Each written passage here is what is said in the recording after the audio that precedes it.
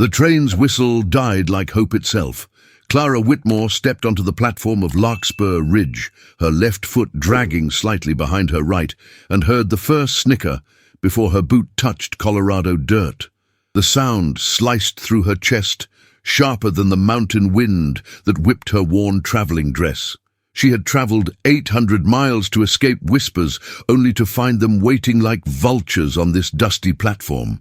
The town mocked the mail-order bride for her limp, but Clara didn't know yet that some hearts recognize beauty in broken things, and that love sometimes wears a sheriff's badge and speaks in the language of fierce protection.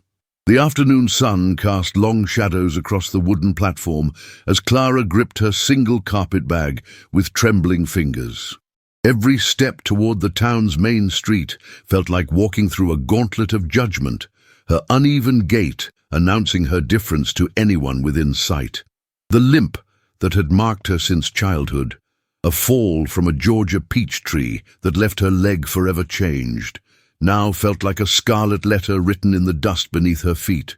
She had hoped distance would grant her anonymity, but hope was a luxury she could no longer afford.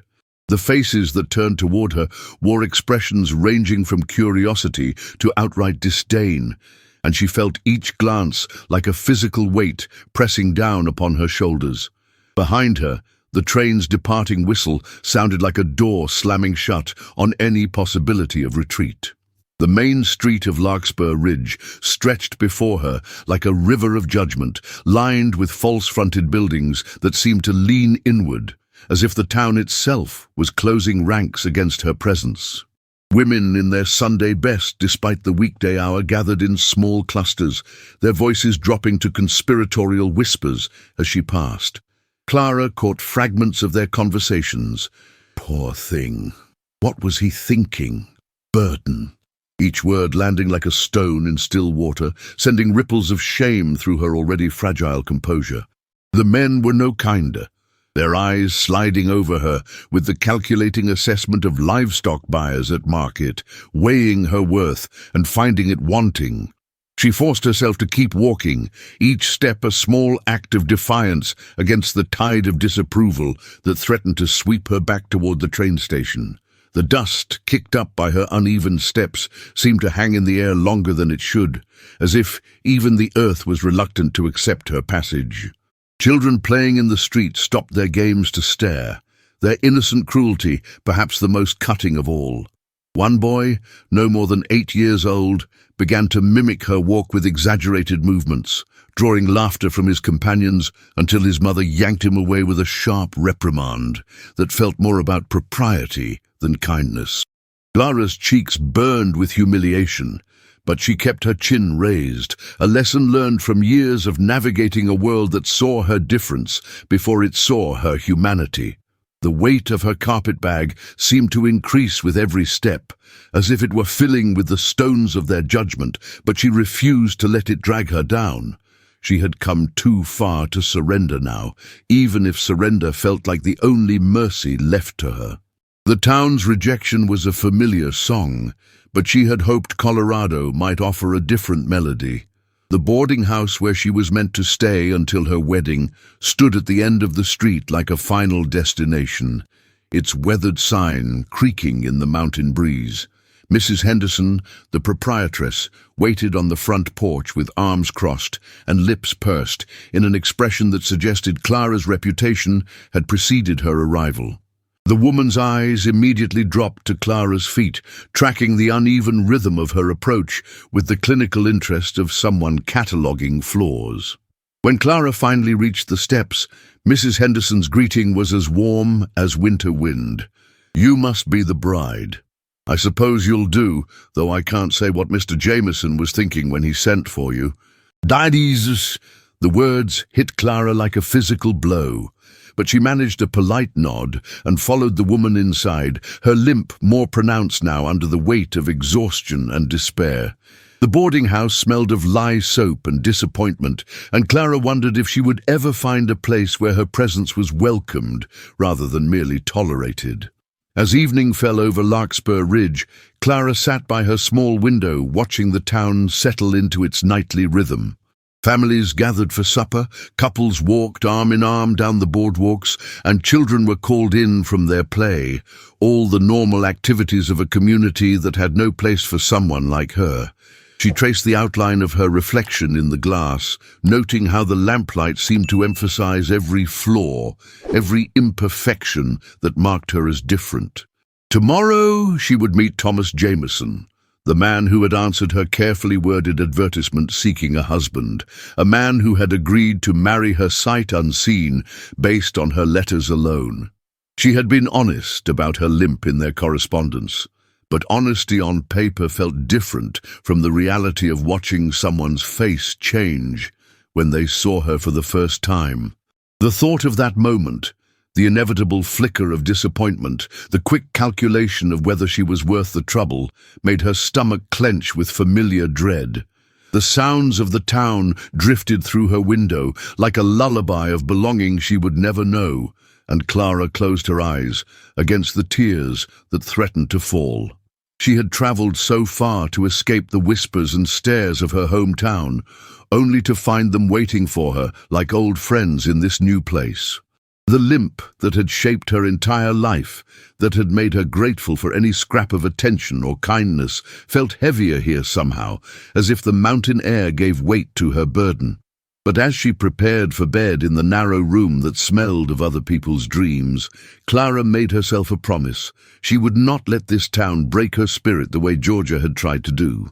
Tomorrow would bring new challenges, new judgments, new opportunities for humiliation, but it would also bring the possibility of finding someone who could see past her imperfection to the woman she truly was, even if that someone was harder to find than gold in these Colorado mountains. Sheriff Elias Grant stood in the shadow of the general store's awning, his weathered hands resting on his gun belt as he watched the scene unfold on the train platform. He had seen Clara Whitmore's arrival from a distance, noting the way the townspeople gathered like carrion birds around fresh prey, their whispers carrying on the wind like poison. The sight stirred something deep in his chest, a familiar anger that had nothing to do with law enforcement and everything to do with the cruelty that decent people could inflict when they forgot their own humanity. He had fought in a war that taught him the true meaning of broken things, had seen strong men reduced to shadows, and learned that courage often wore the face of quiet endurance rather than loud bravado. The woman walking down his street with her head held high, despite the mockery surrounding her, displayed more bravery than half the soldiers he had served beside, and the town's reception of her made his jaw clench with barely contained fury. From his vantage point, Elias could see every cruel smile, every pointed finger, every exaggerated whisper that followed Clara's progress down the main street. The war had left him with his own scars, a shattered left shoulder that ached before storms, and a limp that was less pronounced than hers, but no less real. And he recognized the particular kind of strength it took to move through the world when your body announced your vulnerability to anyone who cared to look. The townspeople who mocked her had never known real hardship, had never faced the choice between surrender and survival that marked every step she took. Their cruelty was born of ignorance and fear, the same emotions that had driven men to commit atrocities on distant battlefields, and Elias felt the familiar weight of responsibility settle on his shoulders. As sheriff, he was sworn to protect the innocent, but protection came in many forms, and sometimes the most dangerous weapons were words rather than bullets.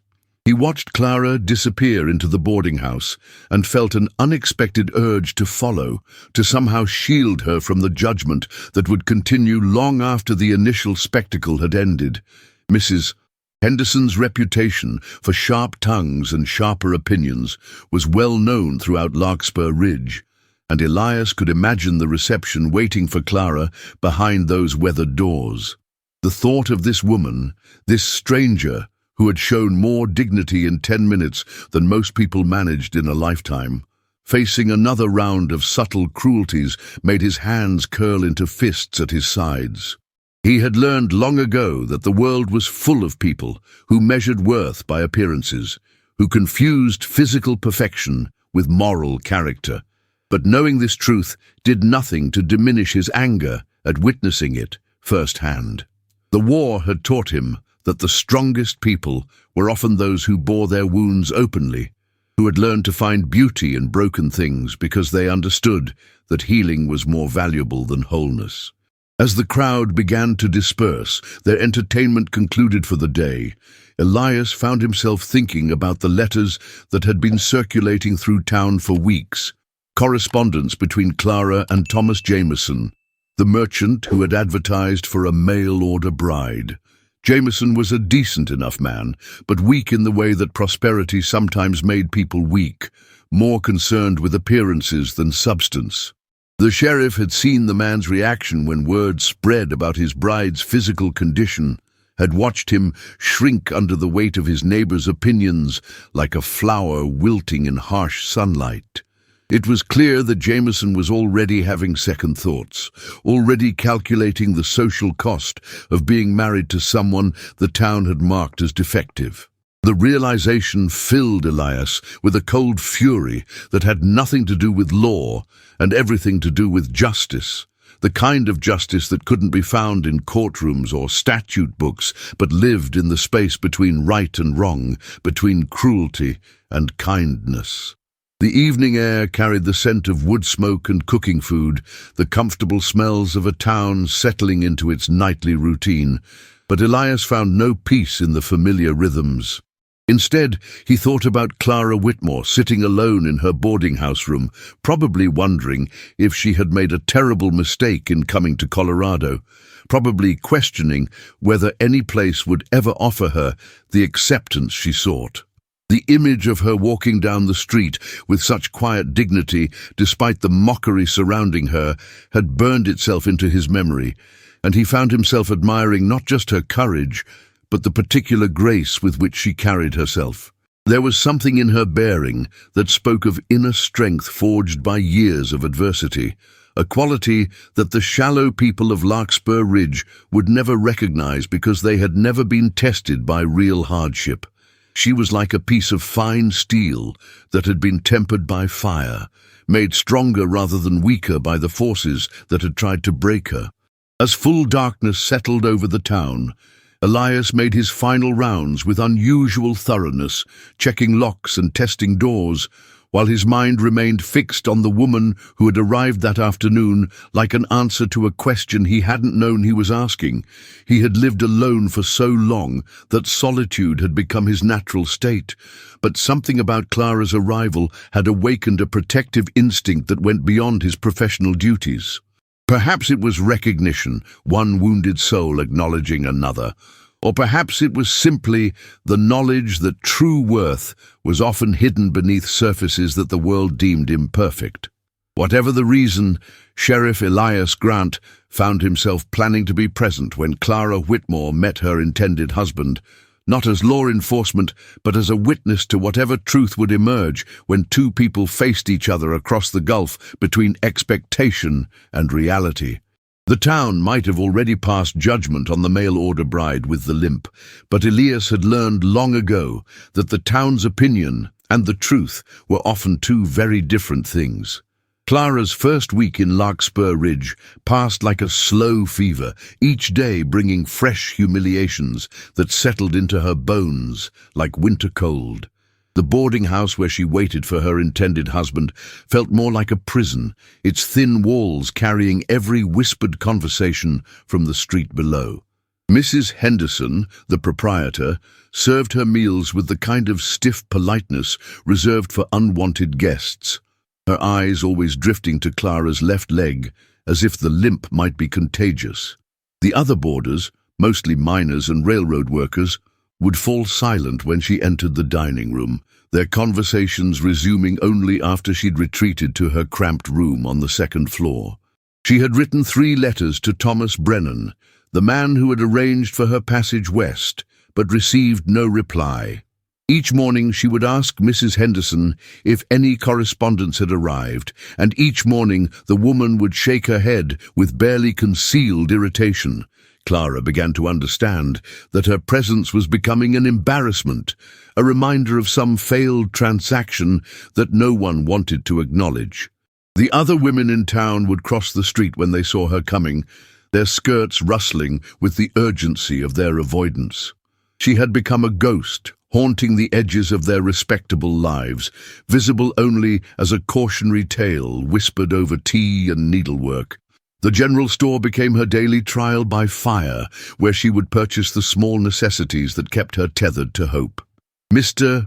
Caldwell, the shopkeeper, would serve her with mechanical efficiency, his fingers drumming impatiently on the counter as she counted out her dwindling coins. Behind her, she could feel the weight of other customers' stares, their conversations deliberately loud enough for her to hear. "Shame about that girl," one woman had said just yesterday, her voice dripping with false sympathy. "Can't imagine what kind of man would want damaged goods." The words had hit Clara like physical blows, each syllable a reminder of her diminished worth in their eyes. But it was the children who wounded her most deeply, their innocent cruelty cutting through her defenses like sharpened glass. They would follow her down the boardwalk, mimicking her uneven gait with exaggerated limps, their laughter bright and merciless as mountain air.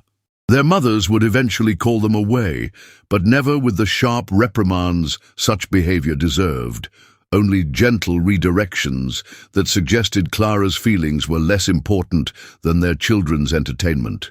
She had begun taking longer routes to avoid the schoolyard, her world shrinking with each passing day until it consisted of little more than her room, the general store, and the long stretches of empty street where she could walk without an audience. The weight of their judgment pressed down on her shoulders like a physical burden, making her limp more pronounced as she fought against the urge to simply disappear. She had survived the war, the death of her family, the grinding poverty that had driven her west in search of a new beginning.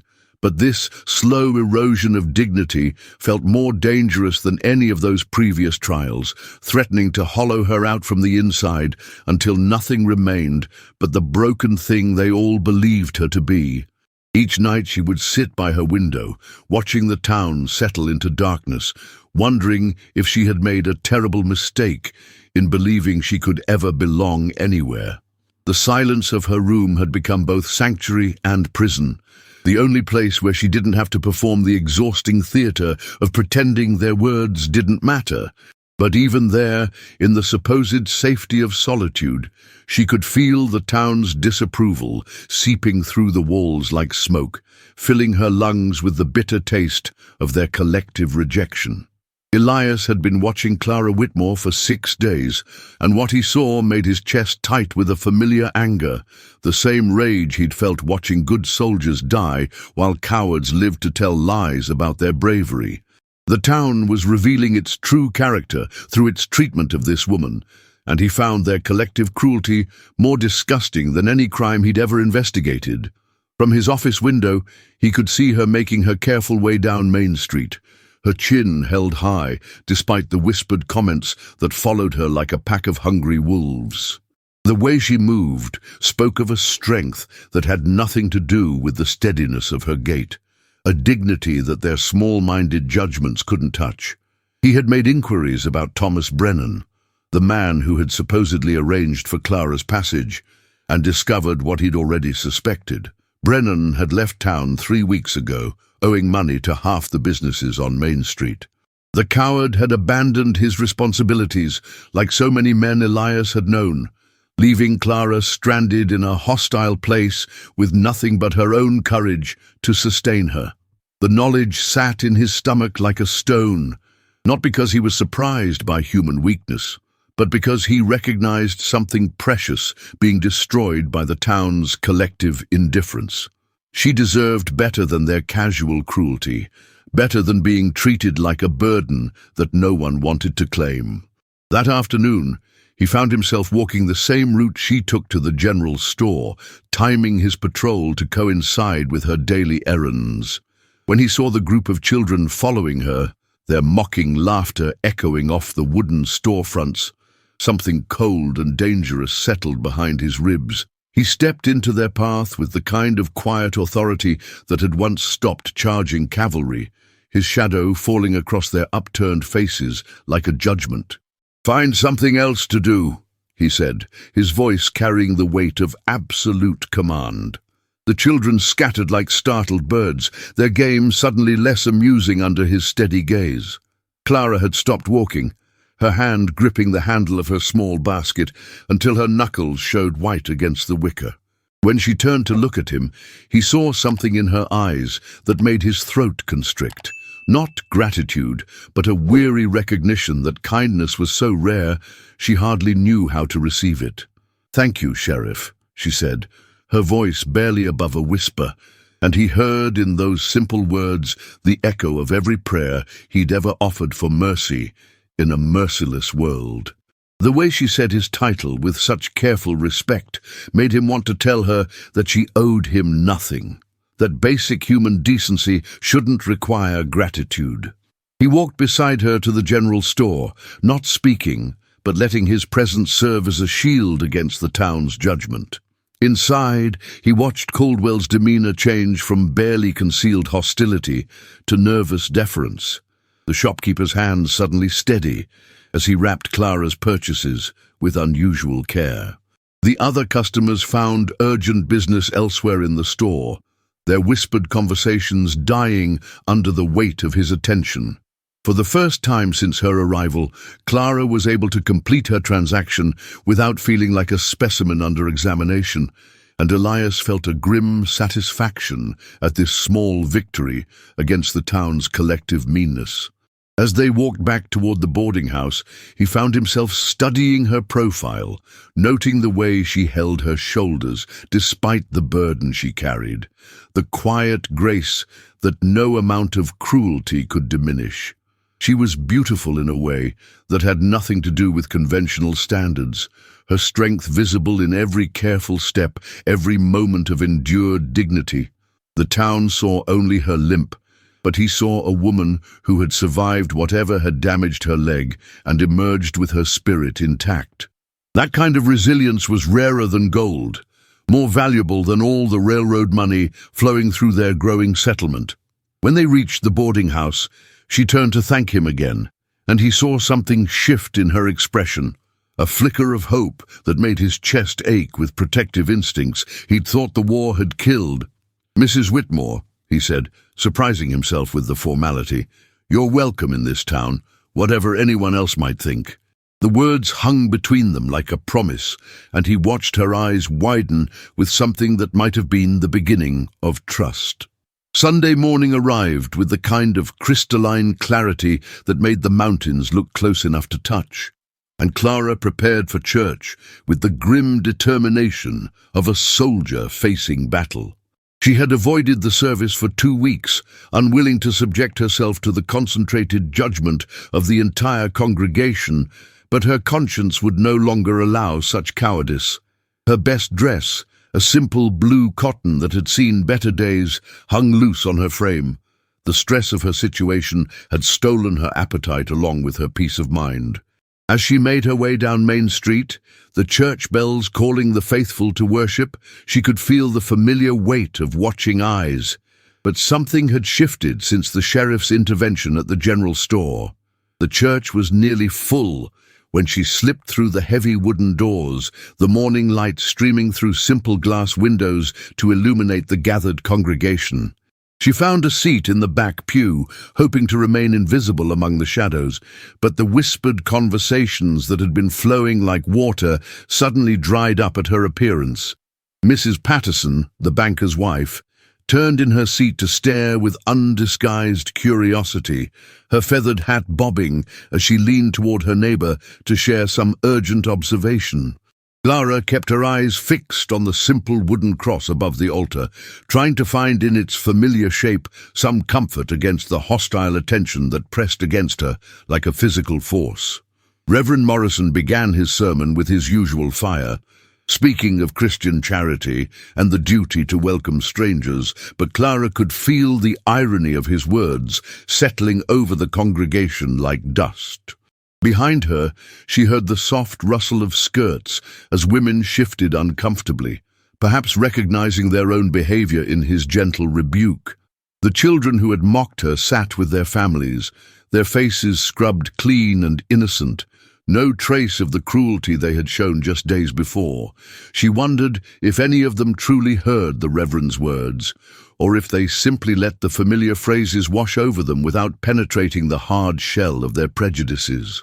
It was during the final hymn that everything changed, the moment that would be talked about in Larkspur Ridge for years to come. Sheriff Grant entered through the side door, his hat in his hands, and his Sunday clothes making him look somehow more formidable than his usual work attire. The singing faltered as heads turned to follow his progress down the center aisle, confusion rippling through the congregation like wind through wheat. But instead of taking his usual seat near the front, he walked directly to Clara's pew, his boots echoing in the sudden silence that had fallen over the church like a blanket. "Mrs. Whitmore," he said, his voice carrying clearly through the hushed sanctuary, "would you do me the honor of sitting with me?" The question hung in the air like incense, heavy with implications that made the congregation hold its collective breath. Clara felt her heart hammering against her ribs as every eye in the church fixed upon her, waiting to see how she would respond to this unprecedented public gesture. The sheriff's face was calm but determined, his grey eyes holding hers with an intensity that made the rest of the world fade away.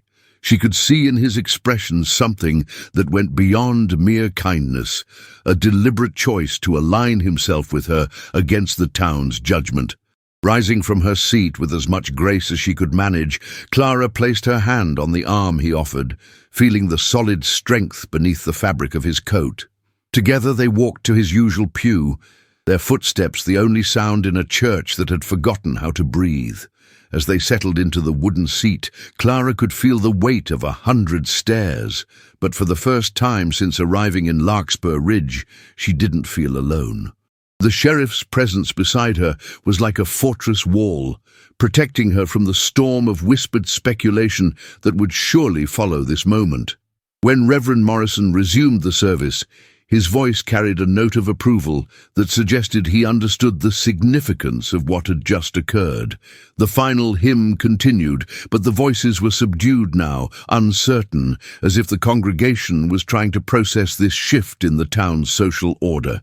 Clara sang softly, her voice joining with the sheriff's deeper tones, and felt something inside her chest begin to unfurl like a flower that had been waiting for sunlight. The man beside her had just declared, in the most public way possible, that she was worthy of his respect and protection. As the service ended and the congregation began to file out, Clara noticed that the whispered conversations had taken on a different quality, still curious, but no longer openly hostile. The sheriff's public gesture had forced them to reconsider their assumptions, to wonder if perhaps they had misjudged the quiet woman with the limp. When they reached the church steps, he turned to her with something that might have been the beginning of a smile, and Clara felt her world shift on its axis, realigning itself around this moment of unexpected grace.